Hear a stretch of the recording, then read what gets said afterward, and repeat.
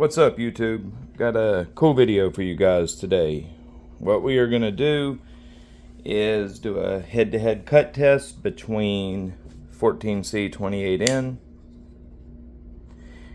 and good old AR-RPM9. Oh, the controversy behind this guy. Anyways, we're going to do Bestechman 14C28N and CJRB or Artisan RPM9. We're going to do a head-to-head. Both edges are finished at 17 degrees per side, finished on a Kyocera 800.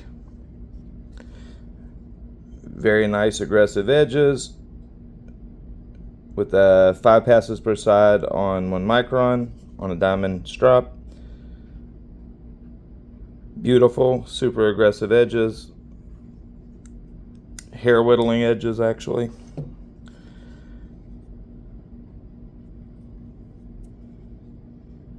They both just come off the stone, so they're totally fresh, ready to go. Geometry on these knives are very, very similar. They're within about 1/1000th of an inch. In the midsection of the knife, they're within about 1/1000th between the two. Actually, the 14C is about 1/1000th thinner behind the edge. Again, both are at 17 degrees per side. Kyocera 800, 5 passes per side on 1 micron diamond strop. So the edges are identical. Both are hair whittling, and both have not touched even a piece of paper. They just come off the stones about an hour ago. So we are going to give it a head-to-head and see exactly what the performance difference between the two is. To be honest, I have never tested 14C against against RPM9. So I'm actually really curious about this one myself. Usually, I pretty much know what the outcome's going to be, but in this case, I really don't. I'm going to say that the RPM9 will be the longer cutting steel, but that's that's just based on looking at the composition. Neither one of these knives has been hardness tested, so I don't know exactly where they're at in Rockwell. I would assume they're both probably right at 60, and I'm going to assume it will be quite close between them, but I'm expecting the RPM9 to cut a little bit longer. So we'll see. I'm really curious about this one, but I'm going to go ahead and run the cut test, and I'll run it at 15x normal speed. If you guys want me to upload the whole cut test at normal, 1x speed, just tell me and I'll do a accelerated version, and then I'll just do the raw upload for the people that want to watch, the 30-40 minute hour long video. If you're interested in that, just tell me and I'll start uploading those too. Anyways, let's get on with the cut test.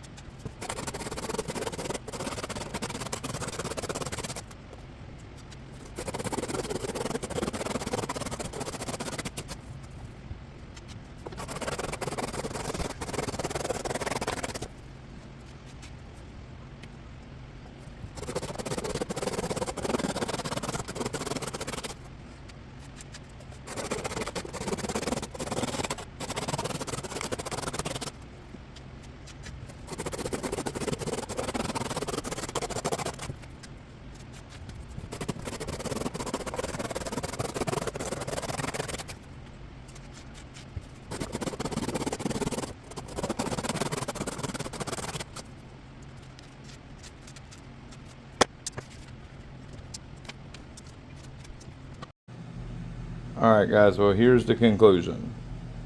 We got the Bestech 14C 28N at 654.5 feet. CJRB RPM9 760 feet, or 760.5 feet. I mean, that's pretty much what I expected to happen. That's actually probably a little more. I was expecting maybe 50 feet. Both of these knives, of course, are still quite sharp. They're just, you know, just catching just enough to call the test, how I do.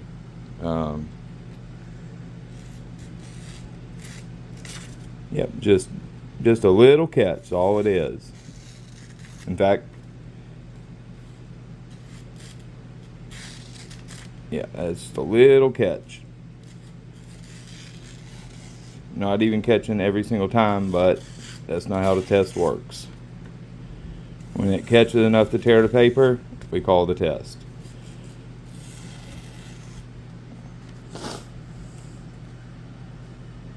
This knife is still, you know, quite sharp. Come on, camera, focus, please. This knife is still very sharp. Where the cutting is taking place is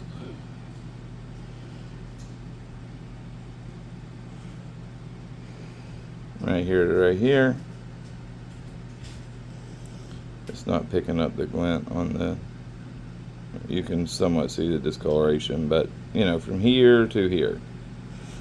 So 7/8 of an inch to an inch. And then the Bestechman in 14C.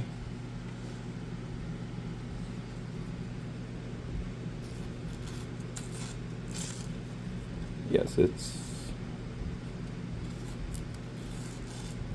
yeah, this edge is, the RPM9 edge is actually in a little bit better shape than this. There was, this started catch, the catch on this one is bigger than on this one. And I believe because of this blade shape, I was probably actually cutting in a bigger space. About right there. Yeah, that's probably a 1/10 or 2 of an inch more. I'd say that's right at an inch actually. So probably about a 1/10 of an inch more blade on this than I'm using on this. So the RPM9 definitely gets better edge retention, no doubt about it. It's gonna cut longer for sure. As far as stropping back, I believe the RPM9 will do a better job as well. That's another reason it goes to show you that 14C is, I don't understand why everybody's, you know, everybody screams so loudly about it. I mean, I do know it's because the YouTubers say that's their favorite budget steel and all the parrots go mimic it, but I mean, RPM9, and if this was 9CR, it would beat it anyways. Hell, look at the now the 14C did outcut 8CR, I believe. I'd have to go look at the book, but it ain't gonna outcut it by much. 14C, it is a good steel. I don't believe it deserves all the hype that it gets.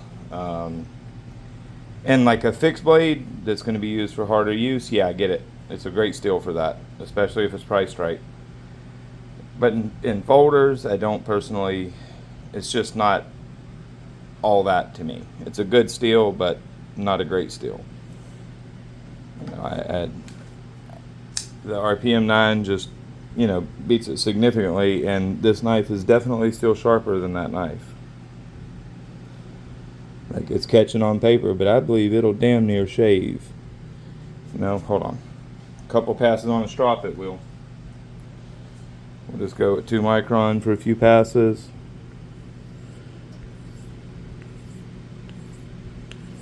This is basswood.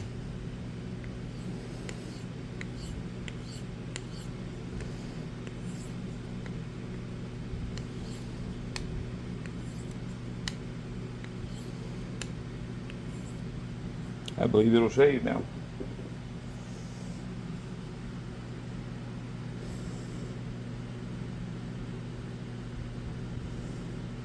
Sorry, I have very dry skin because it's cold, but it's going to take a little more than that to strop it back. But still, this edge is still noticeably sharper than that 14C. Yeah, no doubt about it.